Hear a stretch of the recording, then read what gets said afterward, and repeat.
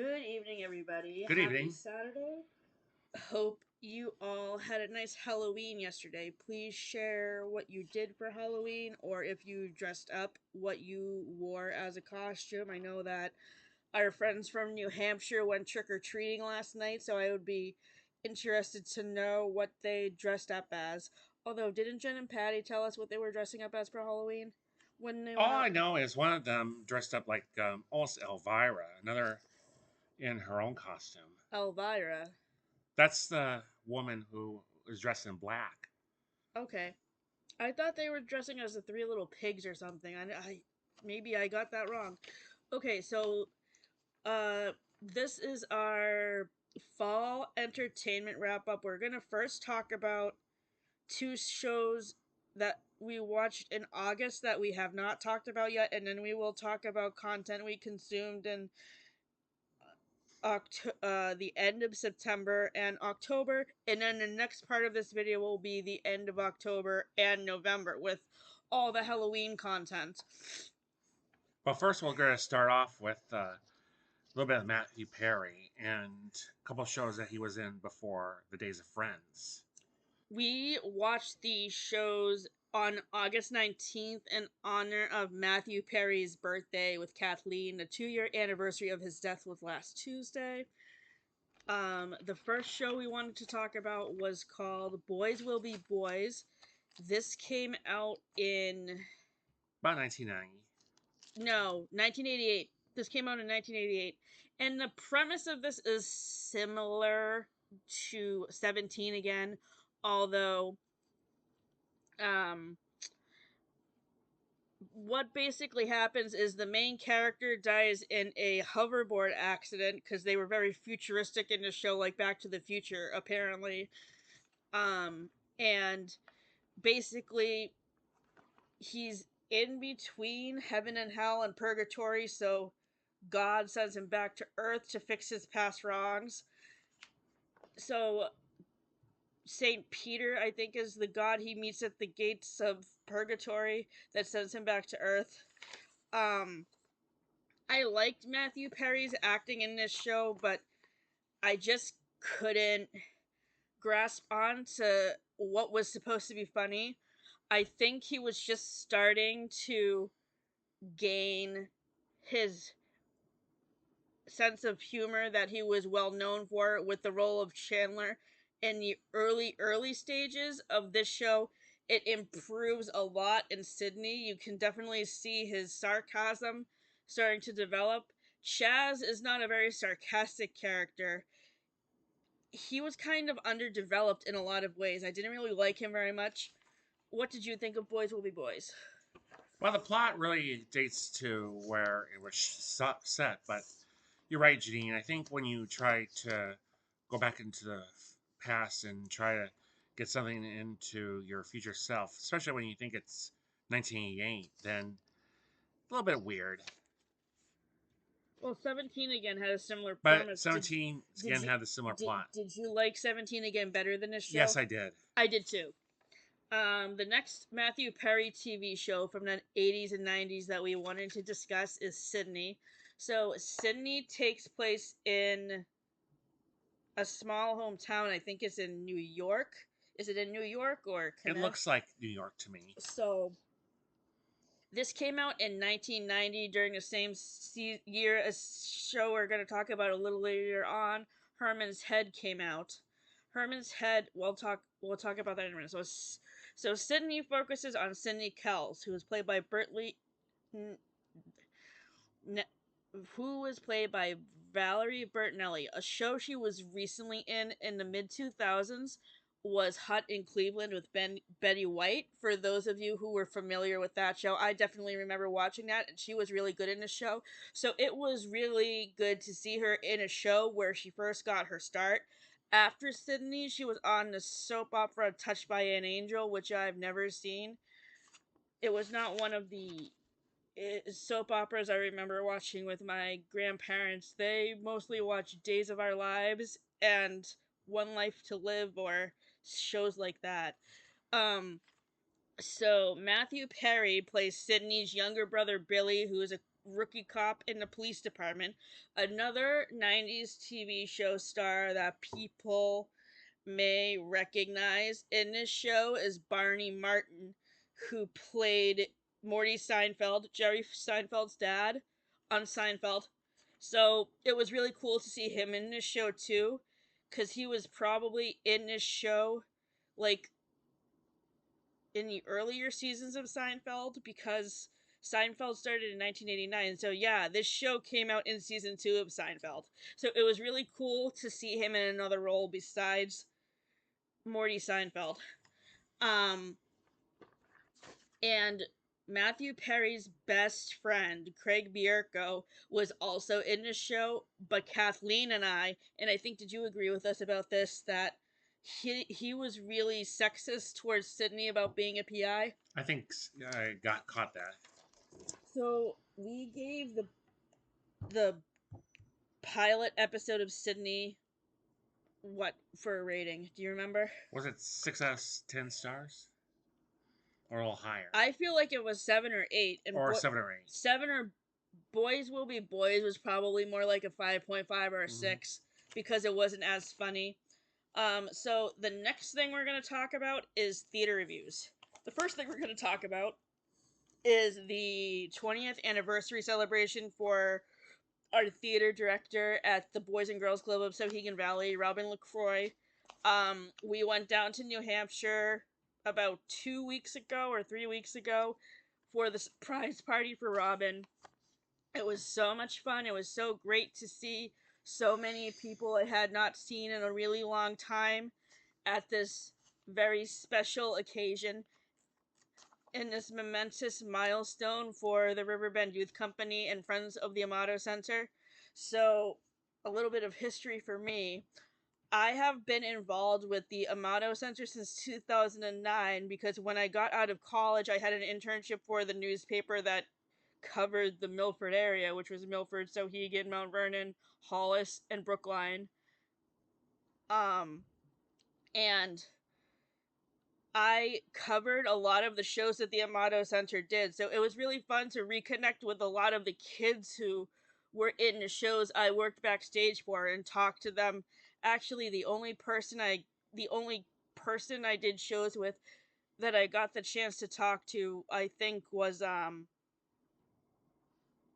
one of the only people I talked to was Andy Aiken, and we both agreed that the favorite show that we did together was The Man Who Came to Dinner, which was a Riverbend Theater Arts Group show that Toby Tarnow directed.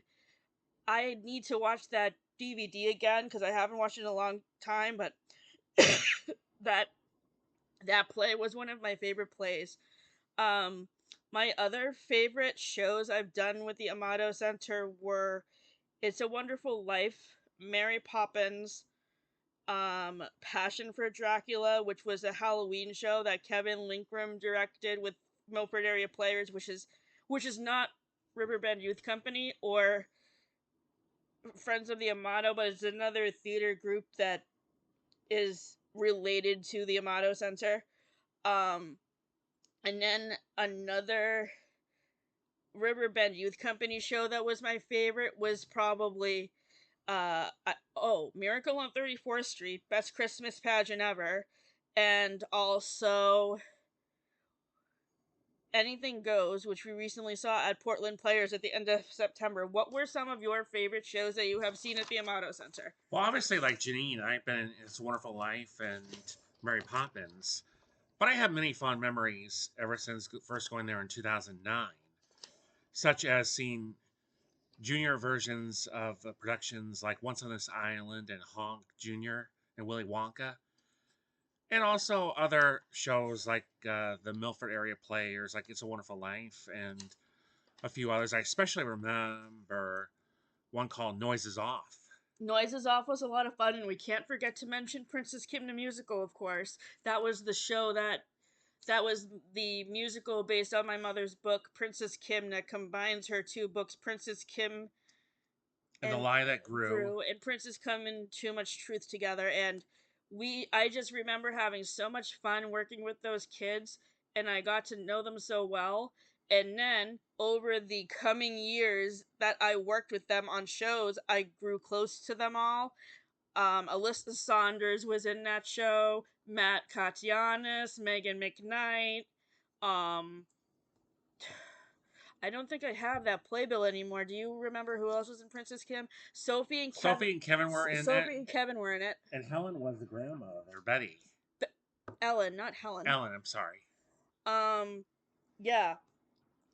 So that was a really great memory that I had with working with my mom. I was on a production Kim of Princess Kim, helping with publicity. That year I did not do the PTA play because I was too busy with Princess Kim, which was a good year to take a break because I mean the PTA play did cast that year and that is not one of my favorite musicals. Um what was your favorite number in the show for Robin? I really liked the repeat of For Good, especially when Sophie Linkram and Ashley were doing the Alphabet and Glenda's number. I also like how what's his name? Um I think Ryan Quinlan was the person who redid the. Yes. So Ryan Quinlan, who was in Shrek the Musical with me in 2022, before I moved here as Lord Farquaad, redid the lyrics to NYC from Annie, which was the recent show that we saw by Friends of the Amato Center in August, to honor Robin's celebration, and I thought they did a good job with that number. It was my favorite number, and I was really honored to be part of the ensemble in the For Good number as Ashley and Sophie's backup singers. And by the end, I was like almost crying because I was overwhelmed with so much nostalgia. And I was honored to be a part of that and was glad that I asked Rita if I could be a part of one of the songs. Okay, now the next thing we're going to discuss is this first production that we saw in the new theater for Portland, Maine, that is a part of a good theater, which is located on Stevens Ave. The show that we saw at Good Theater a couple of weeks ago was called It Should Have Been You, which is set on the day of this girl Rebecca's wedding. It focuses on um the family getting ready for the wedding, the ex-boyfriend of the girl who's getting married shows up at the wedding kind of unannounced, and that's what makes it funny because I guess when he was younger he had a crush on the older sister who is the maid of honor in the wedding. This is the main character, Jenny. Her sister Becky is the one who's getting married, but the thing that sets everything all awry is they realize that Becky is a lesbian, and that basically the reason why she's pretending to marry the main guy, what was his name? Kevin? His name is Kevin. The reason why he's pretending to be marrying Becky is because he's gay and her husband, I mean his husband and him, and Becky's husband and Becky are gonna have a baby. The two gay the two um I think it was the lesbian couple who was gonna have a baby, and the reason why um Becky was pretending to get married to Kevin, who is the guy, is because they got pregnant and they had to cover up the pregnancy and say that they were straight when they really ended up coming out as gay. And I loved the this was the first time I had ever seen this show. The reason why why we decided to go see it was because it was a new musical we haven't seen yet, and we always seem to see the same musicals over and over again. So this was great to have as a different variety show. The other show that we saw this month was Shrek, which is what we're going to be reviewing in the second half of this video because we saw that last week. Um, so the notable performance in this, the notable performances in this um, musical were by Marty, who was the ex-boyfriend who shows up at the wedding unannounced. He was really funny. I really loved his chemistry with the main character, Jenny. Um, Rebecca was played by Colleen Clark. Um, and Lindsay Conrad played Georgette Howard, who is the mother of the gay guy. And then,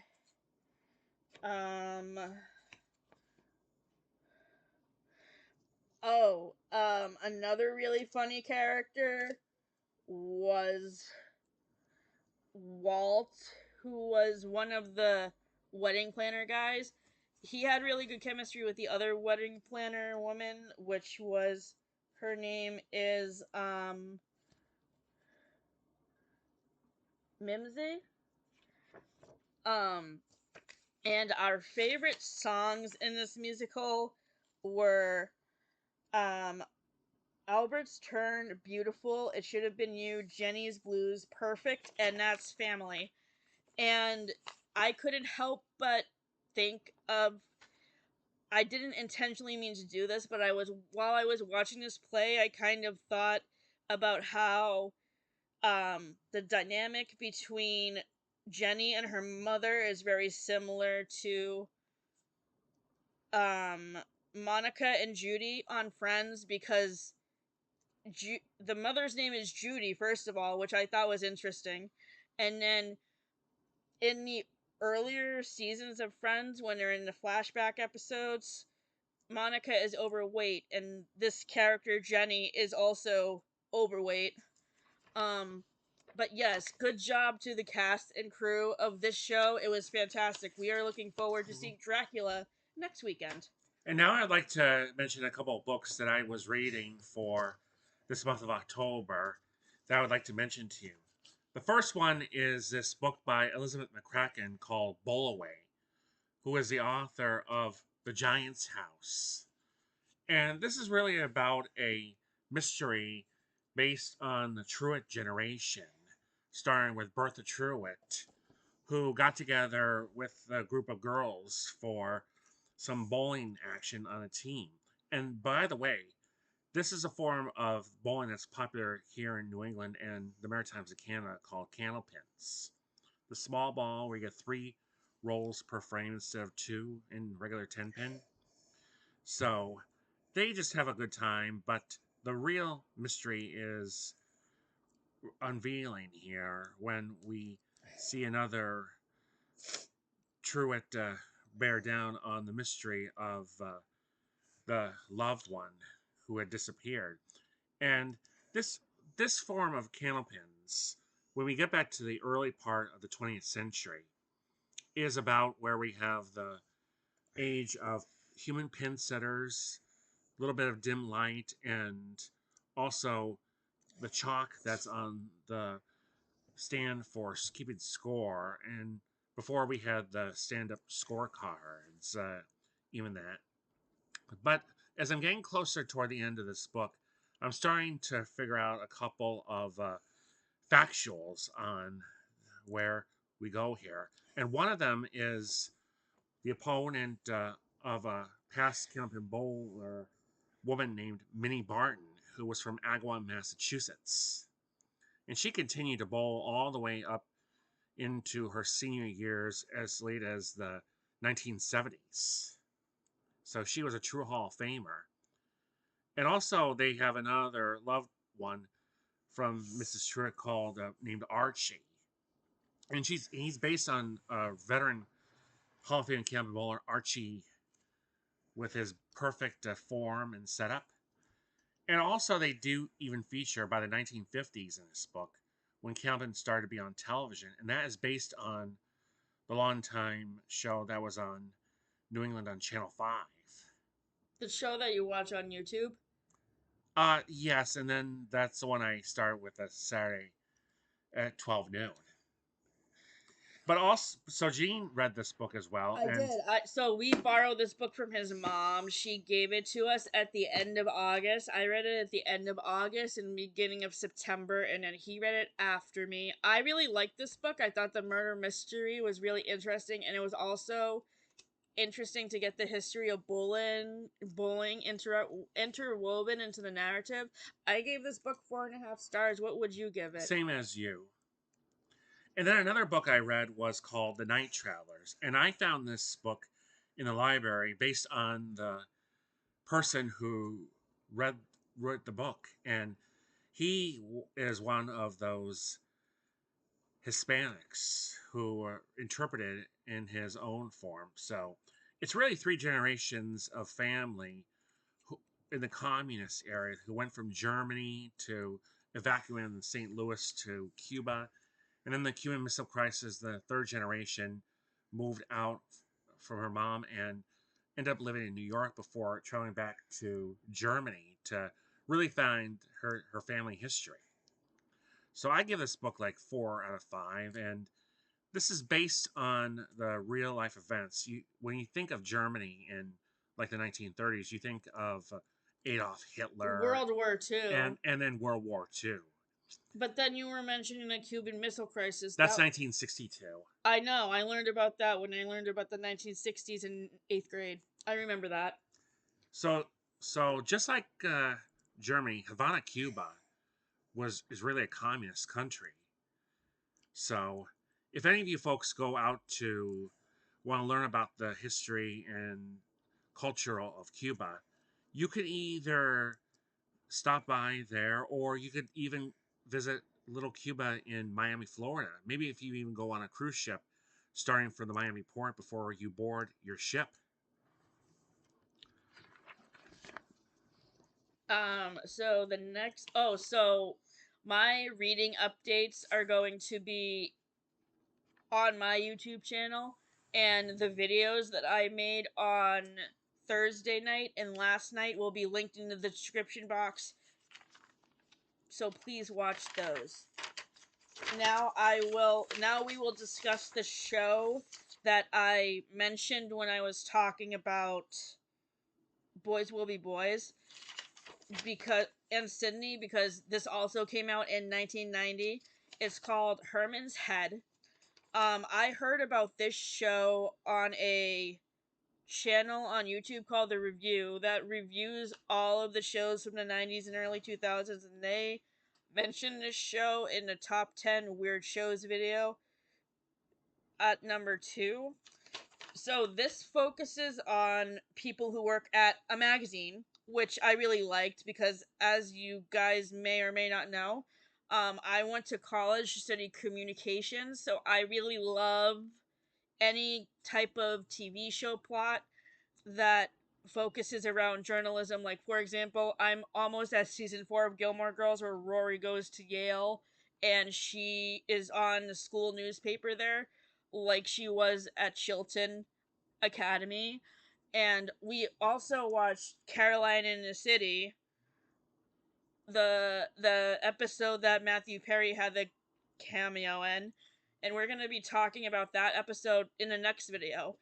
So Herman's Head, I think, paved the way for the Disney Pixar movie series Inside Out. And this guy Herman, who works at a magazine, he has a lot of inner emotion voices talking like Riley does in Inside Out. So there's Animal, who is like his sex drive, Molly, who's like his innocence, and then there's like Fear. I forget the character's name of Fear, and then there's Anger. I don't remember. They each have different names. We're gonna link the video that the review of this show was in the description box as well, so you guys can go back and watch it.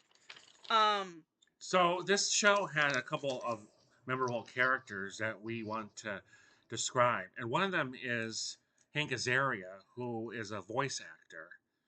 on shows like The Simpsons. And another Simpsons voice you may recognize is Yardley Smith, Voiced Lisa. who voiced Lisa exactly. And you had another one there, Janine. I think her name is Jane Sibbett. Can you describe her? I can. So, I actually follow Jane's podcast on Instagram. She doesn't do it anymore, but she and her daughter used to have a podcast on Instagram last year called When the Crow Flies. And it was basically talking about their lives. She's really sweet, and I really like her a lot. So Jane Sibbett was on Friends in the first couple of seasons as Ross's ex-wife Carol, who is a lesbian. And trust me, I'm gonna get to talking about Ross's toxicity towards Carol and Susan in my video that's coming out on the 16th about Ross's toxic traits. But in this show, Jane plays one of the people who works at the magazine, and Hank Azaria plays the best friend of Herman. Yurley Smith is the secretary of the magazine, and like I've seen a couple of I've seen a lot of reviews of the Simpsons episodes, and I've seen a couple of episodes of the Simpsons before, so I'm familiar with Lisa's character. She's my favorite character on the Simpsons. But when I saw Yurley Smith in this TV show episode of Herman's Head, I was like, I was taken aback a bit because I'm used to seeing her voice Lisa, and I'm not used to seeing the actual person who does the voice. So that was a little bit jarring for me. But I'm sure I'll get used to her character in this show as we continue to watch it. What would you give this the first episode of Herman's Head that we About watched? 7.5 out of 10. And incidentally, that the creators of the show and the studio are the same creators as the Golden Girls, and they shot at the very exact studio, Sunset Palmar Studios. Oh, I didn't know that.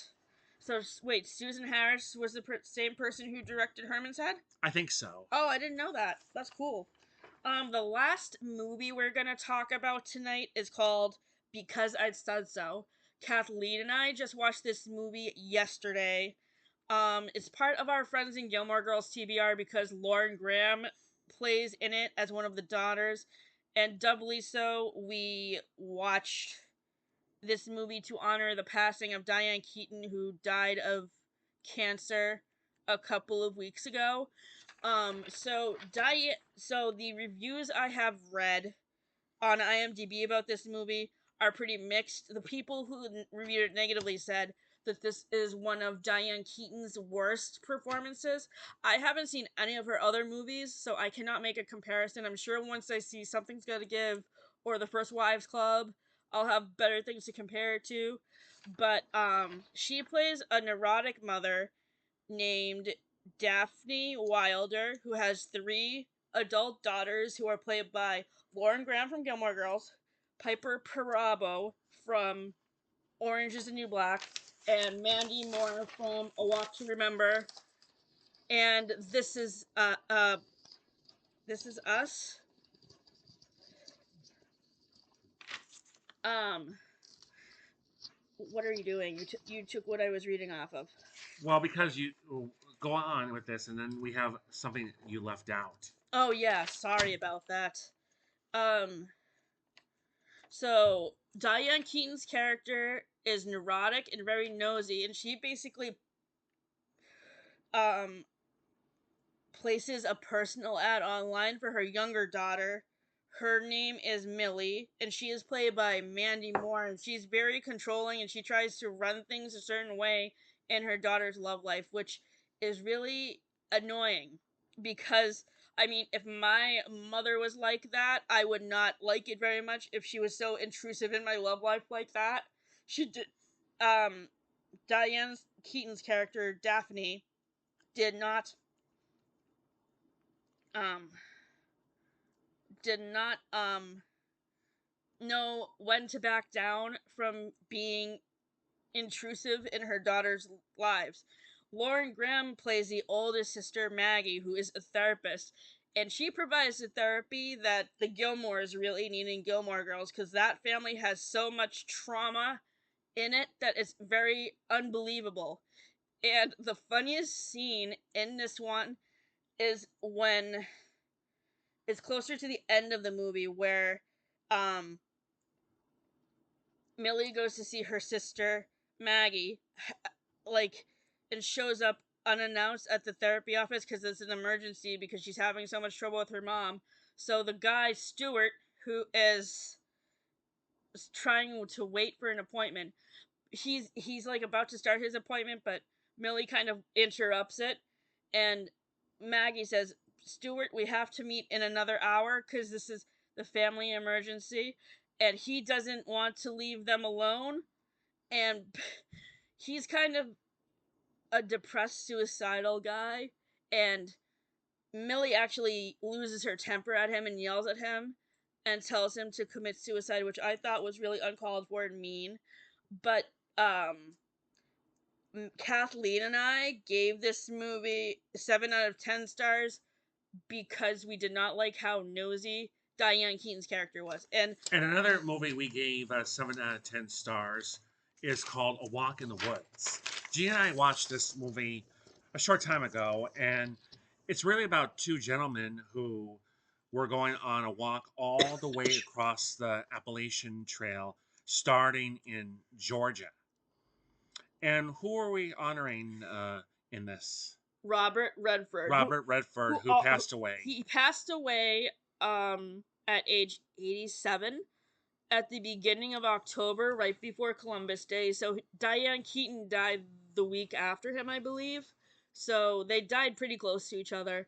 Um, so this is the second movie that I've watched about somebody who goes on a cross country hiking trip that is based on a memoir. A Walk in the Woods is by this guy Bill Bryson, who who wrote a memoir about hiking the Appalachian Trail. This movie stars Robert Redford, Emma Thompson from Love Actually, and what else was she in recently? Was it Mary Poppins Returns? Yeah, sure. Okay. I'm sure I'll think of it later. And then Nick Nolte. Um and then another movie I watched about somebody who goes on a hiking trip is called Wild, which stars Reese Witherspoon from Legally Blonde. So we loved all of the nature scenes and the cinematography in this movie. One thing we hated was that there was way too much swearing. Because this was a R-rated movie, so you expect it from that. Yes, but we're just not used to seeing a lot of R-rated movies. I think most of the movies that we watch are PG-13. So Now, on the Appalachian Trail, in case you live in another part of the USA and you're not familiar with it, it starts, like I said, in Georgia. And in the film scene, Robert Redford's character, he was on his way to the start of Georgia along with another fellow man who was from Iowa. who is played by Nick Nolte? Right, by Nolte, right. And that's part in Georgia extends all the way up until we get to Mount Katahdin in the state of Maine. Yes, and Kathleen and I reviewed a book for the Friends and Gilmore Girls TBR earlier this summer called Lost in a Mountain in Maine, which is about hiking in Maine and getting lost in the woods in Maine. So we obviously like reading books about nature Now, if on you this guys want to podcast. try to go on a hiking yourself, you don't have to try to go as far as they attempted in the book because I don't want to spoil it, but they don't make it as far as they expect. But if you want to prepare for a camping trip and a big hike like that, make sure you take along a tent, maybe some food, and maybe a sleeping bag for overnight, and then bring all the things you need for surviving out there. You can find them in stores like Dick's Sporting Goods, REI, or even LL Bean, which my favorite one still is in Freeport, Maine. So our next entertainment review video will be out on the 16th, which is in 2 weeks. And then after that, we are going to be taking the month of December off from YouTube and our next video will be out on January 4th, 2026. So in the comments below, feel free to share with us A, what you were for Halloween, B, what you're most thankful for this Thanksgiving, and any goals you might have for New Year's. Because one episode that we're going to be talking about in the next part of this episode is the episode of Friends where they do the New Year's Eve bet and Ross gets stuck in the leather pants. So we just got so much to do, so that's why we're gonna be breaking for a little bit. Have a good week, everybody, and we will see you on the 16th. Thanks for tuning in. Thank you.